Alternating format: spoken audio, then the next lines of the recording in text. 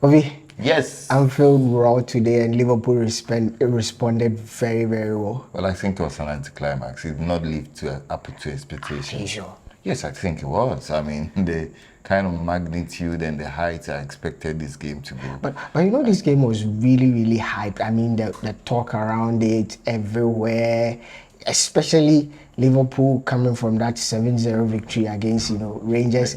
And you just oppose that to their form in the Premier League. People thought, okay, this is the big, and it is the biggest game in the Premier League. And Well, so it looks like so far it's become the biggest game in the Premier League. Arguably, I think it's quite one of the big games in the EPL. Maybe historically, yes, in the last 4 or 5 seasons, because of what Liverpool and City have done in the Premier League, yes, you wouldn't be far from wrong if you describe this as the biggest game in the EPL. But in the context of this season, I don't think it was the game that everybody looked out for, because before this game, there had been a lot of scripts that were written. And I think that the results today was the anti of every script that was written. Let's take it from the winning perspective. So this is what I think. I think that it was so much of what City failed to do than what Liverpool did right. More of what City did wrong than what Liverpool did right. I'm not taking credit away from Liverpool. I think the occasion made them play the way they played, very aggressive, because they were playing behind, in front of their fans, they were playing at home, they needed a response, especially, they having a series of bad draws, Mo Salah, a lot of players lost for form, Jurgen Klopp robbing in all those changes. They needed to respond, and it was against, like we said, arguably their biggest rivals in the last 5, 6, 7 years, yeah. And so they needed to respond. So it was, for me, it was more of what City failed to do than what Liverpool did right. Well, you see, a couple of weeks ago, we had this conversation, and I think at the tail end of the conversation, you asked me who my greatest top 5 managers in the contemporary times will be. And you didn't put... I didn't put Klopp, and I didn't put Pep Guardiola in the first 3. Yeah. Tonight is the reason. Let's look Tonight is the reason. Let's look at Liverpool. You know why? I think that this tendency from Pep to switch on the handbrake is the reason why City can't win the Champions League. And for me, I agree with you perfectly. It was more about what City failed to do than more to do with what Liverpool did right. You understand? Liverpool played their usual game. Yes, they try to up the ante, they try to raise the octane level, players try to work hard, and you realize that in the selection, Klopp went with grit and a bit of flair. You understand? Players, people who would run, exactly. Diego Jota, Harvey Elliott, these guys are runners. And you see, we can iron out the tactical subplot.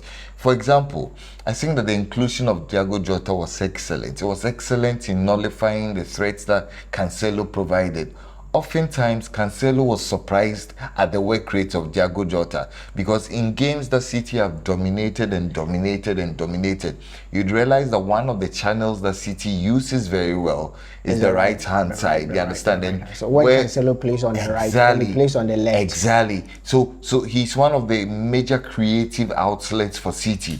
And what Klopp did right was that he put in a hard-working forward who would always make sure that even when Robertson was beaten, you would have somebody like Jota filling the gap. And for me, I think that it all goes back to maybe a lot of respect that Pep Guardiola has given to City and to Liverpool and Klopp. I think that it's not so much of a respect. I think it's Pep Guardiola overthinking things again. Like you made mention of the tactical subplot. Why do we always want to ascribe that to Pep Guardiola? Overthinking. When you overthink, he didn't get it wrong. I think that he got it wrong in terms of the setup. He overthought in the sense that in all the games you've played, even the champion, you've blown teams away. You've set out in a 4-1-4-1 formation. Exactly. When you are in transition, where your fullbacks literally tuck in and support auxiliary midfielders, and you unleash the threat from your literally midfielders and your attackers.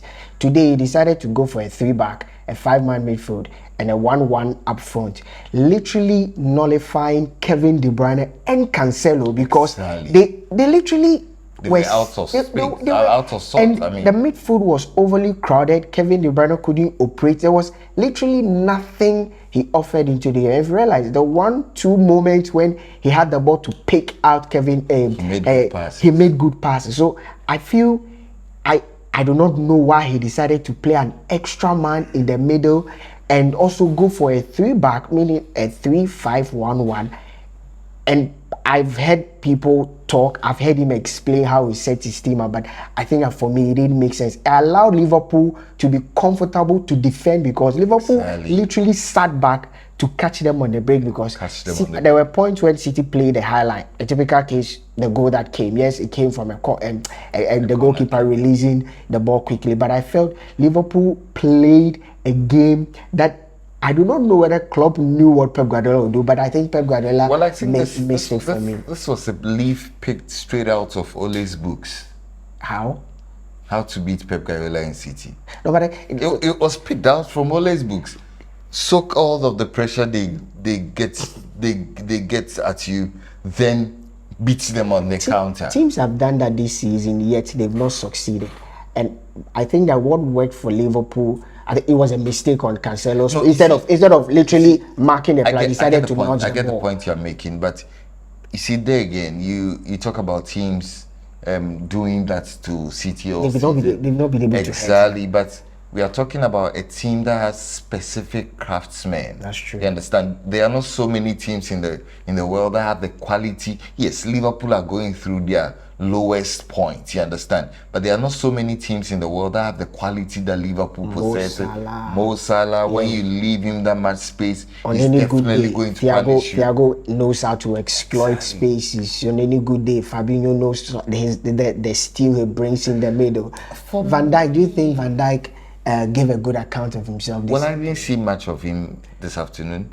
I think that it was more to do with the organization of the midfield and what was in front of the defense. I mean, rarely in the game did the defense of Liverpool look exposed, you understand?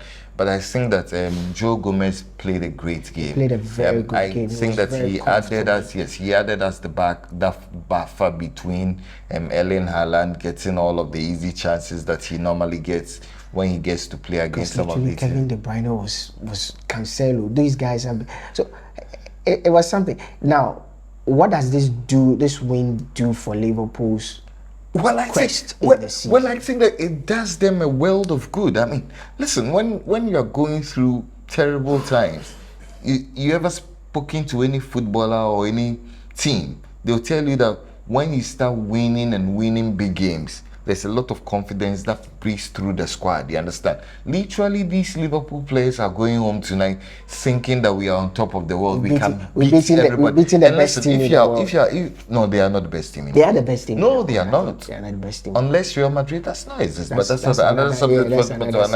Real Madrid are the best team in the world by a mile. I don't think that we need to argue about this. But these Liverpool players who go home thinking that, listen, City have not lost a game in the EPL for the last 21 match days.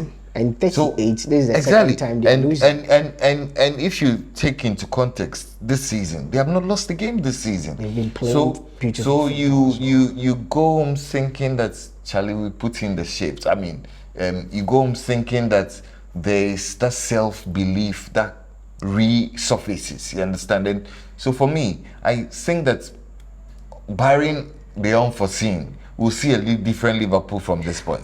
Before we check out, I think that we are not going to see a different Liverpool. The team literally rose to the occasion.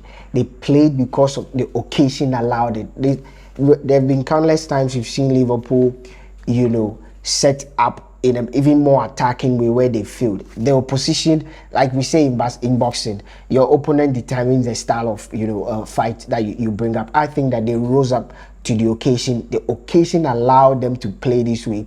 We might not see Liverpool go on to win 4, 5, 6, 7 games and literally kickstart their season. We are likely to see these beliefs because there are still fundamental problems. And trust me, he's going to robbing the changes in his next game, because he's not going to set up this way when he comes back against a Spurs or probably a Fulham or any of these smaller teams. He will try to switch them up. That is where the cracks in the team will still pop up. But for City, I think that they will take this victory with this defeat with a very, very, very bitter pill and all of that. But like I said, teams like City, Liverpool, this is not how they usually play. So I'm sure Pep Guardiola will go back, reset, and say, "Come on, guys, let's go back." And they've seen defeat on countless Before we times. go, can you save a word for Darwin Nunes? That guy needs to get serious. He needs to get serious. For the Liverpool fans, we are not taking a dig at Nunes. I'm sure you yourself, you've seen him. They paid almost 100 million pounds for him, 100 million euros for him. This is not the quality you expect to see. Times when he needs to pass the ball, basic decisions that he made that were wrong. He needs a cool head. Maybe he was also trying to impress because he's not scored at Anfield this season. He's had a very patchy start to the season. I think he gave a very good pass to Trent Alexander-Arnold. Let's not talk about these minor passes. But guys, it was a good game this afternoon. Liverpool rose to the occasion. They put a brakes on Manchester City after a great start to the season. Now Liverpool are 8th, City are 2nd. Very, very close. Not to Arsenal, but Spurs. Spurs are on their heels. Arsenal have 4 points. Arsenal are 4 points ahead of them. But what do you think? Do you think Pep Guardiola played into the hands of Manchester City, or it was just a Liverpool who were brilliant? Let us see your comment in the comment section. And as always, subscribe to Sports 101. Like our videos, comment on all our videos. We are doing this with you at Focus Studios in Ghana, Western region, specifically in Anaji.